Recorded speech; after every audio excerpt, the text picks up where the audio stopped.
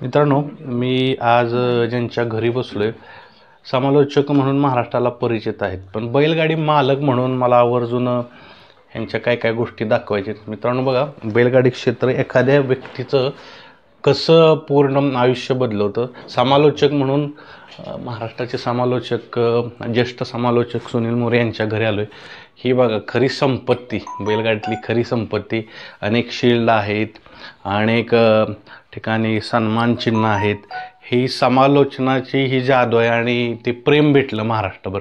पण मित्रांनो, बैलगाडी मालक तुम्ही बघताय हे सगळं भेटलंय, पण ह्याचं सेंटर अट्रॅक्शन आहे सुलतान. आता सुलतान बैल विकलेला आहे विनायक शेट यांना, पण त्या बैलांना काय काय बदल आणला आयुष्यात तेव्हाच मोरेंना विचारूया. मित्रांनो, या व्हिडिओला लाईक करा व सँडी आणि यादव बैलगाडा शर्यत या चॅनलला सबस्क्राईब करून जी घंटा दिसते ना तिथे क्लिक करा आणि त्यानंतर ऑलवर नक्की क्लिक करा आणि सगळ्यात पहिल्यांदा व्हिडिओ पहा. नमस्कार. नमस्कार. समालोचक म्हणून भरपूर तुम्ही बोलतच असता, पण मालक म्हणून सांगा की कशा पद्धतीनं एका बैलानं आयुष्य तुमचं बदलवलं आहे. लक्ष्मी यायचा मार्ग म्हटलं की नाही, लक्ष्मी कोणत्याही मार्गाने येते. ज्यावेळेला सुलतान आपल्या घरी आला, घरी आल्यानंतर त्याची या ठिकाणी इतकी हेटाळणा झाली की मी अक्षरशः विकायला काढला, परंतु त्याला विकत सुद्धा कोण घेत नव्हतं. बाजारला न्यायला जरी अशी गाडी लावली होती, मग तो बाजारात न्यायचं म्हटलं तरी या ठिकाणी गाडीत सुद्धा चढला नाही, तो तिथंच बसला. अक्षरशः त्याला या ठिकाणी माझं चांगलं करायचं होतं म्हणून तो त्या ठिकाणी माझ्या दावणीतनं गेला नाही आणि माझ्या दावणीलाच राहिला. आणि परत त्यानं जी काळ गाजायला सुरुवात केली, या ठिकाणी इतकं त्यानं काळ गाजवला आणि मला जे म्हणजे नव्हतं, म्हणजे माझी परिस्थिती म्हणा, घरची परिस्थिती म्हणा, इतकी वाईट परिस्थिती, परंतु या बैलाच्या पायगुणानं मला जे दिलं ते मी बोलू शकत नाही आणि या जिंदगीत या बैलाचं मी पांग फिरू सुद्धा शकत नाही. बरोबर, आपण बसलोय घर ते सुलतानचंच. बैल दिला आणि बैलाच्या या ठिकाणी पैशाचंच हे घर उभं झालं आणि त्याच बैलाचा या ठिकाणी आपण पाय लावून या ठिकाणी या घराचा गृहप्रवेश केला. बरोबर, म्हणजे त्या काळातली रेकॉर्ड ब्रेक किंमत 15 लाख म्हणजे भरपूर मोठी किंमत. पण ज्यावेळेस तुम्ही मालक होता त्यावेळेस समालोचक होतं का?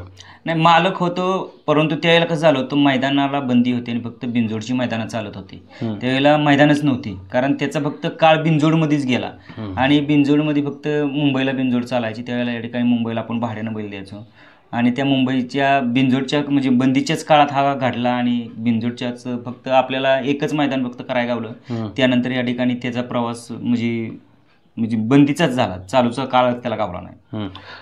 मी ह्यांच्याशी बोलत होतो, पण मैदानात उभं राहणं किंवा स्टेजवर उभं राहणं, तुम्ही तर साहजिकच नवीन असणार, पण तो कॉन्फिडन्स बैल मालक असल्यामुळं आला का पहिल्यांदा? नाही, बैलगाडी मालक पहिल्यांदा मी आवर्जून सांगितलं होतं की पहिल्यांदा मी बैलगाडी मालकच होतो, समालोचक नव्हतोच. परंतु या ठिकाणी हा बैल आपल्या दावणीला आल्यानंतर या ठिकाणी हा बैल आपण सुनील शेठ भगत म्हणून बदलापूर मुंबईचे होते, दादा म्हणून, त्यांचं या ठिकाणी लय मोलाचं सहकार्य आपल्याला लाभलं. त्यांनी या ठिकाणी त्यांचं पण नाव या सुलताननं गाजवलं, आपल्याला पण त्यांनी या ठिकाणी भरपूर सहकार्य केलं आणि बैल असल्यामुळं खरं या ठिकाणी माझी जी परिस्थिती, आर्थिक परिस्थिती सगळी बदलली ह्या बैलामुळेच बदलली. या किंवा तुम्ही आत्तापर्यंत समालोचनाचे किती बघा मित्रांनो, बैलगाडी क्षेत्रानं कसं श्रीमंत केलंय का माणसाला सांगा. म्हणजे ही कुठली कुठली पारितोषिक आहेत? नाही, पारितोषिक तुम्ही सन्मान चिन्ह म्हणा. सन्मान चिन्ह म्हणजे जुन्या काळातली पण या ठिकाणी भरपूर आहेत, अजून 8 ढाले आपण काढले नाहीत. हे आपल्या जे वर्ण्या बापुरीचे 2013चे आहे, हे आता 2023चे, 2022 घर भरून गेलं टोटल. अजून घर म्हणजे पुरायचे नाही एवढे अजून ढाले आपल्याकडे आहेत, ढाले आपण अजून लावलेले नाहीत. आणि यात या ठिकाणी हा सुलतानचा फक्त फोटो आहे, त्याचे या ठिकाणी एकही सन्मान चिन्ह नाही, कारण का तो बंदीचाच काळ होता आणि बंदीच्याच काळात तो घडला. फक्त हे त्यानं घर आपल्याला दिलं, त्यामुळे त्या घरात आपल्याला या ठिकाणी जे बाकीच्या मागल्या बैलाने आपल्याला नाव कमवून दिलं किंवा जे या ठिकाणी समालोचन आपण केलं त्याची या ठिकाणी खरी संपत्ती. म्हणजे सगळं पूर्ण बघा, एवढं बघू शकताय तुम्ही, एवढं पूर्ण सन्मान चिन्ह आहेत आणि म्हणते अजून घर दुसरं बांधावं लागलं, एवढं सन्मान चिन्ह आहेत. पण ह्या सन्मान चिन्हामध्ये मधी फोटो आहे सुलतानचा. बरं, सुलतान विनायक शेट यांना विकला होता? हा, विनायक शेट देशमुख लेंद्रे होतं का कधी जाणं सुलतानला? नाही, आवर्जून आठवण आली की मी या ठिकाणी सुलतानची गाडी घ्यायला जातो. होय. हा हा.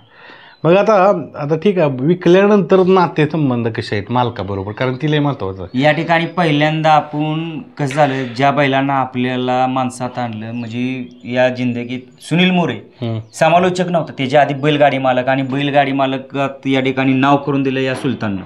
त्यामुळं मी त्याचा पहिल्यांदा विचार केला की चांगल्या दावणीला म्हणजे बैल जातोय, त्यामुळं मी या ठिकाणी त्या माणसाची दावण बघून आणि माणूस बघून या ठिकाणी त्यांना आपण बैल दिला. तुम्ही एक चांगला मुद्दा म्हणताय, विकताना चांगली दावण बघायची, म्हणजे काय होतं माहिती आहे का? आता तुम्हाला सांगतो, परत त्याच्यानंतर माझ्या दावणीला एक पैलवान म्हणून बैल काढला, परंतु त्या पैलवानला या ठिकाणी पडेलनं तुमच्या कर्नाटक साईडनं भरपूर मागणी आली, बैल चांगल्या मजबूत हे बांधायचा होता, परंतु कर्नाटक साईडला काय होतं, बैलगाडी असती मोठी आणि त्याच्यात या ठिकाणी तो बोजा वाढायचा, ते त्रास होतो. पण तो त्रास या ठिकाणी आपण कसं होतं जपासतो, म्हणजे या ठिकाणी पोराच्या पेक्षा या ठिकाणी जास्त लळा त्याला लावायला लागतो, तेव्हा तो बैल तयार होतो. आणि आपली सुद्धा इच्छा, त्या बैलानं आपलं नाव केलेलं आहे आणि पुढल्याचं सुद्धा नाव झालं पाहिजे, त्या पद्धतीत आपण त्यांना, आणि त्यांना त्रास झाला नाही पाहिजे बैलांना सुद्धा, आणि त्यांचं या ठिकाणी नाव केल्यानंतर ते सांभाळणारी जी माणसं आहेत ती त्याच पद्धतीत त्यांनी सांभाळलं पाहिजे, आणि आपण अशी या ठिकाणी आधी माणसं बघतो आणि त्यानंतरच आपण बैल देतो. बरं, जाता आता मला सांगा, एवढं सगळे म्हणजे सन्मान चिन्ह आहेत, आता तर समालोचक म्हणून महाराष्ट्राला परिचित आहे, पण ही बाजू महत्त्वाची आहे. तर बैलगाड्यात फक्त मालक म्हणून जर तुम्ही यशस्वी असेल तर बाकी बी काय काय गोष्टी केल्या पाहिजेत. म्हणजे आता तुम्ही जिवंत उदाहरण आहे, तुम्ही मालक म्हणूनच बसला असता तर तुम्हाला ही नवीन गोष्ट सापडली नसती, काय सांगा? ते सांगतोय, जर मालक म्हणून जर मी थांबलो असतो तर ही मला घर राहायला माझी जी मी आवर्जून मी बरेच सांगत असतो बाईटमध्ये, जी मी चप्पल घालतो ती मी ह्या सुलतानची चप्पल म्हणजे आहे असं मी सांगतो.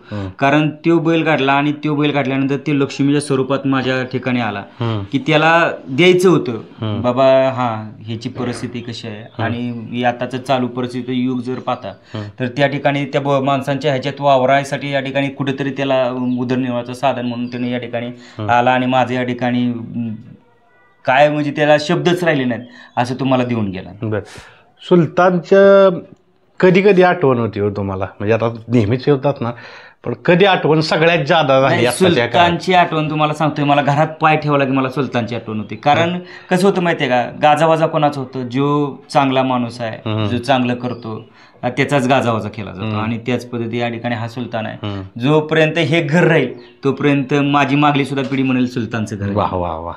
बर, सुलतानचं असं जवळ जाणारा बैल कुठला वाटतो तुम्हाला, की बाबा ह्या बैलाच्या जवळ जाईल हे सुलतान? नाही, सुलतानच्या पाया म्हणजे माझ्या दावणीला तुम्हाला सांगतो बरीच बैल घडली. हा आपला 24 नंबरचा बैल होता सुलतान. 24? बापरे. 24. आणि आता त्याच्यानंतर 35 नंबरचा बैल म्हणून 35 वाता खोंड आपल्याकडे एक रहमान म्हणून आता पळतोय, आता घेतलेला आहे. जवळजवळ 4 महिने झाले असतील माझ्या मते.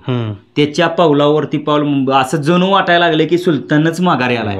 दोन्ही खांदी पब्लिकनं पळतोय, आणि त्याची आठवण म्हणजे आता कसं होतंय, इथं म्हणजे थांबलं नाही, इथनं गेलं की ती पुढे सुलतानच ते दिसतोय, आणि सेम कार्बन कॉपी त्याच जातीतला आहे आणि तसाच सेम खोंड आहे. वा मित्रांनो, बघा ही एक वेगळा पैलू, समालोचन म्हणून त्यांचा आवाज कानी पडतो आपल्या मैदानात. सगळ्यात महत्त्वाचं 35 बैल सांभाळलेत, त्यावेळेस हा अनुभव गोळा होतो. म्हणून हे फक्त पुखरत नाहीत, तर त्याच्यामागं 35 बैल सांभाळण्याचा अनुभव आहे. आणि सुलताननं ह्यांना जसं आपण ज्या घरात उभं राहिलं ते घर मिळवून दिलं, तसंच दुसरा सुलतानही असंच मोठं काहीतरी करावं. धन्यवाद. धन्यवाद. धन्यवाद. चला.